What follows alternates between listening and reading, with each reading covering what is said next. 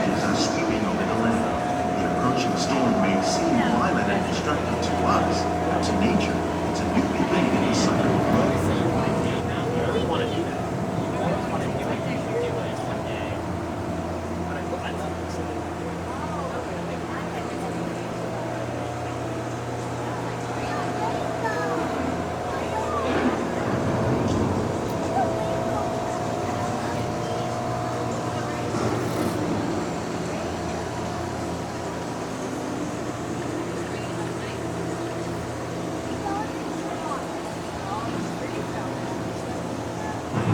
The surface of the land, roots trap water from the flowing mud, extracting precious nutrients and minerals. These elements, when combined with sunlight, create the diverse living systems of our planet.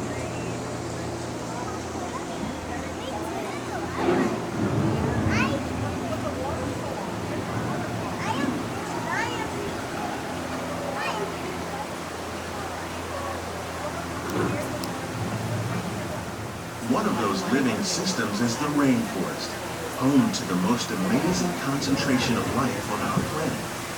These dense and beautiful forests cover only a tiny portion of the Earth's surface, but they contain more than half of its plant and animal species. Rainforests are also extremely rich and productive living systems, providing us with oxygen, food, medicines, and other elements essential to our lives.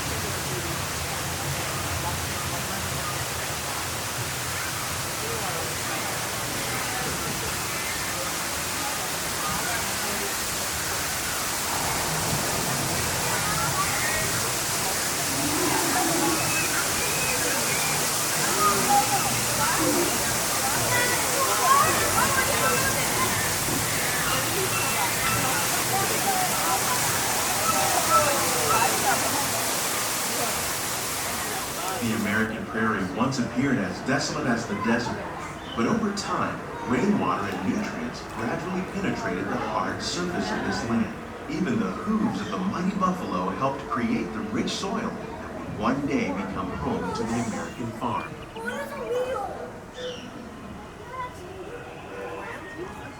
Can't wait to see them out of the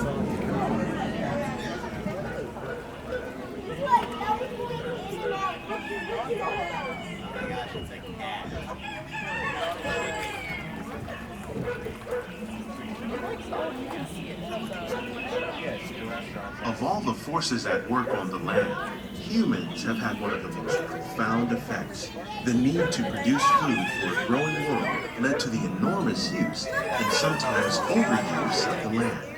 In our search for more efficient ways to grow food, we often fail to realize the impact of our methods.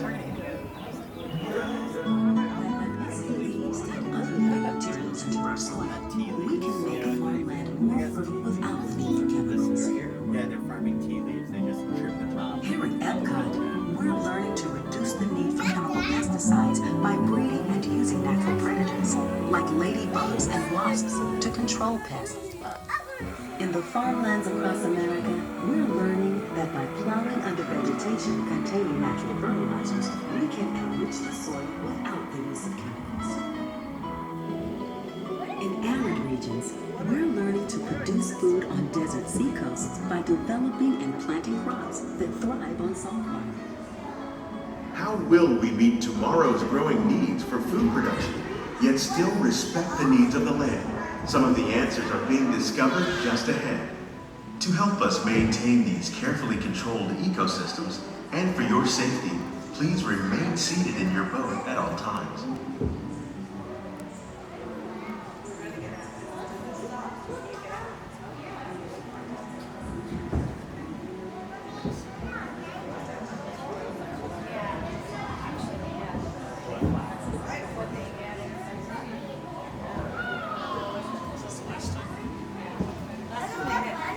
Welcome to our living laboratory, where scientists from EPCOT and the U.S. Department of Agriculture are exploring innovative ways to produce bountiful harvests now and into the future.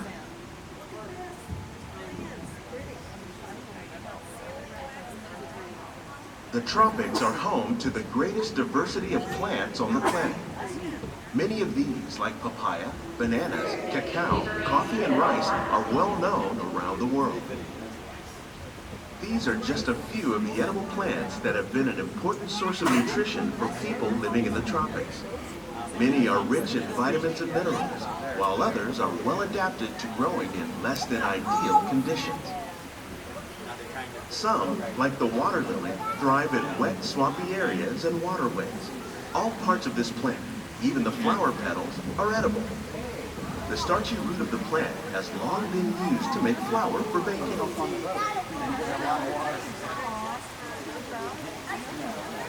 One day, many of these lesser-known tropical plants may be as important as the bananas growing on both sides of the boat.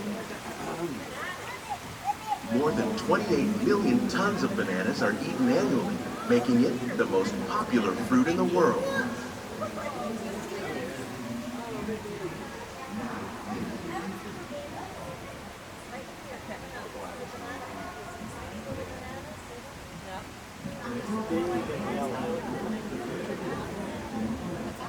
There's a cocoa tree. I wonder if anyone's seen edible leaves.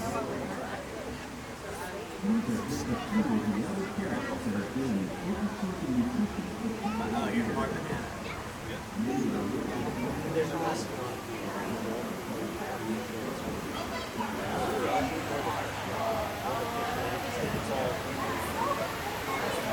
When we mention farming, you probably don't think of fish. But fish farming, or aquaculture, accounts for nearly half of all the seafood consumed globally. Tilapia, bass, and catfish, like the ones you see here, are three of the more popular crops raised by fish farmers. The sustainable system we're using here recycles the water in the tanks.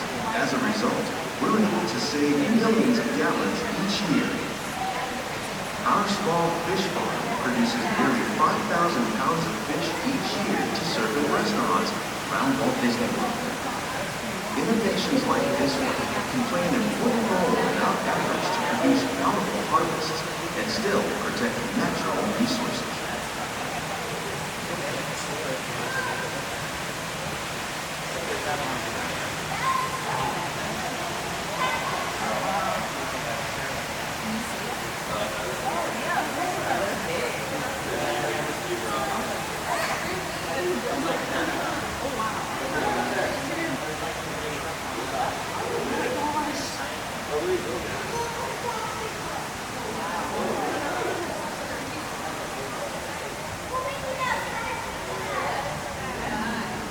While there are more than 50,000 edible plant species in the world, most of us are only familiar with a handful that make up our everyday diet.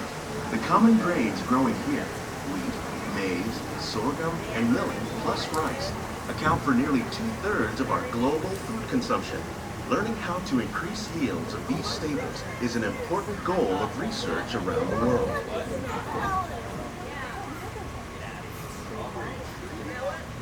Please keep your hands inside the boat at all times.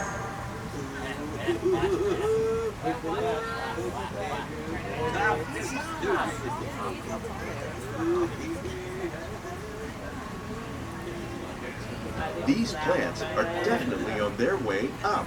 Innovative growing techniques like these increase yields while more efficiently using resources like water, fertilizer, and pesticides. Another innovation at work here is our integrated pest management program.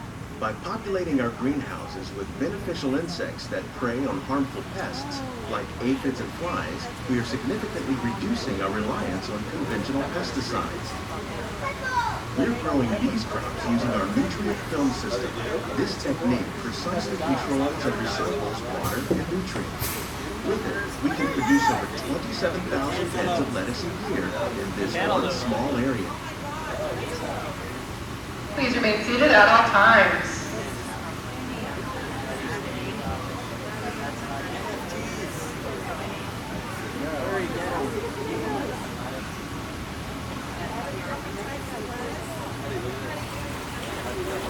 Some of our best ideas have been inspired by nature, like these fruit and vegetable trees. By growing these ground plants vertically, we can increase yields and better control diseases. These crops taste as good as they look. In fact, we serve more than 15 tons of produce from our greenhouses in restaurants here at the land every year.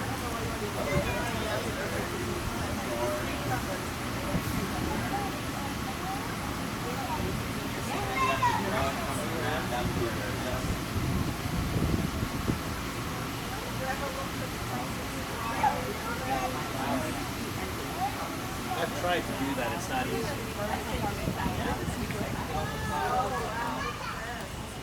The future of agriculture may include innovative ideas like this vertical growing system.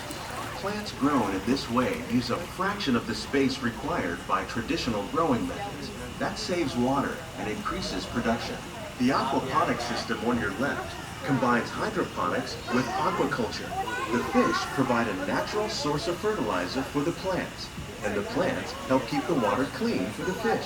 It's another great way to produce more while using less. In our lab, EPCOT scientists are working with the U.S. Department of Agriculture on a number of innovative projects. The goal of these efforts is to produce higher yielding and better quality plants.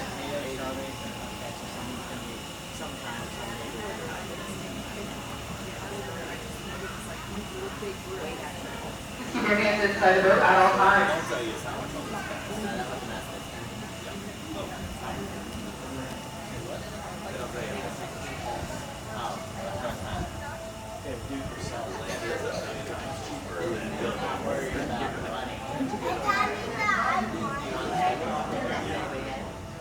These greenhouses represent just a fraction of the work being done worldwide to produce bountiful harvests for our growing population.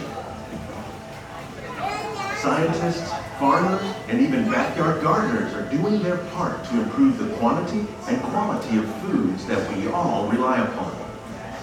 Together, we can continue to find more ways to increase food production and protect our precious natural environment. Only then will we truly be living with the land.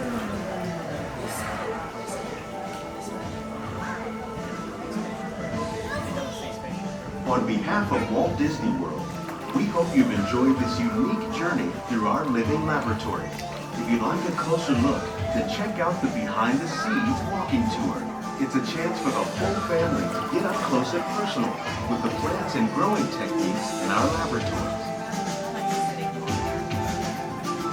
Please keep your hands and feet inside the boat and remain seated until the boat comes to a complete stop.